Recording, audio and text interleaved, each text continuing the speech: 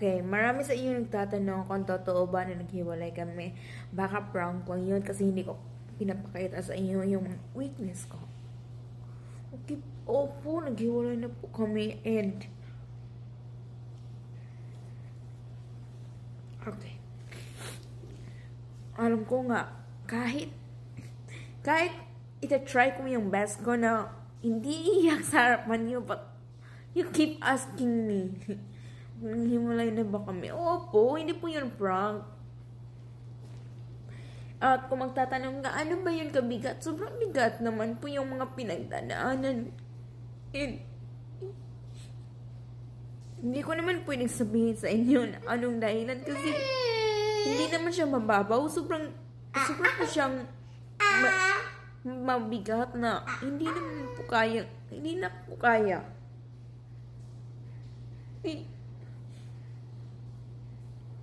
Hirap naman kung ikaw lang yung lalaban, di ba? Hindi naman ibig sabihin nagkapera na ako eh. Hindi naman ibig sabihin nagkapera ako eh. Kaya ang lakas ng babae na humihiwalay. Kasi hindi naman ako ganun.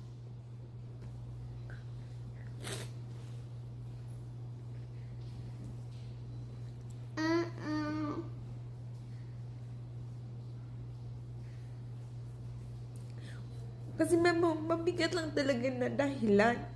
Hindi ko lang... Ayaw ko yung lumala yung sitwasyon. Ayaw kong sabihin sa buong mundo kung ano yun. Hindi naman siya easy kasi hindi naman ibig sabihin na hindi ko sinasabi to. Pinaprotektahan ko lang naman yung image ng kinabukasan. Ayaw kong marinig na sinisiraan ko yung isang tao.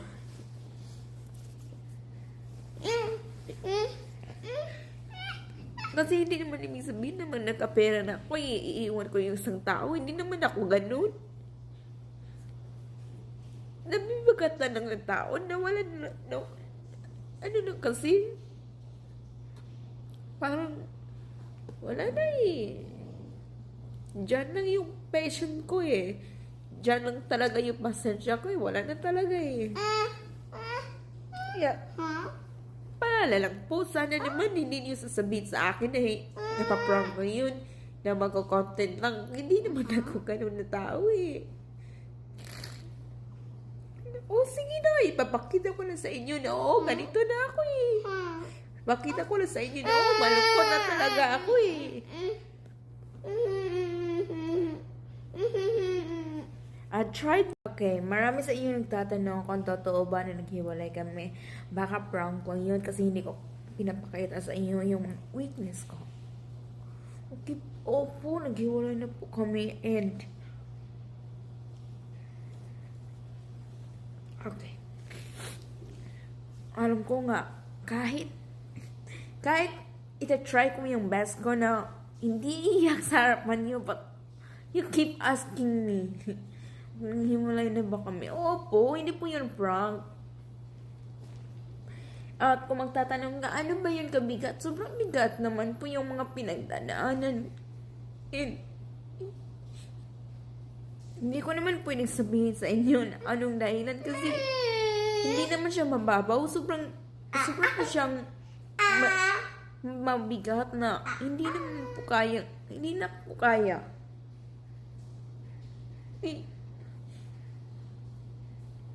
Hirap naman kung ikaw lang yung lalaban, di ba?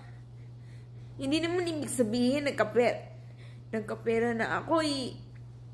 Hindi naman ibig sabihin nagkapera ako eh. Kaya ang lakas ng babae na humihiwalay. Kasi hindi naman ako ganun.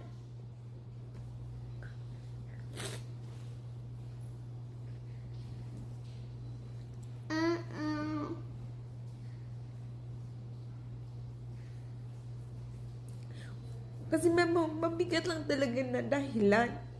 Hindi ko lang... Ayaw ko yung lumala yung sitwasyon. Ayaw kong sabihin sa buong mundo kung ano yun. Hindi naman siya easy kasi hindi naman ibig sabihin na hindi ko sinasabi to. Pinaprotektahan ko lang naman yung image ng kinabukasan, ayaw kong marinig na sinisiraan ko yung isang tao.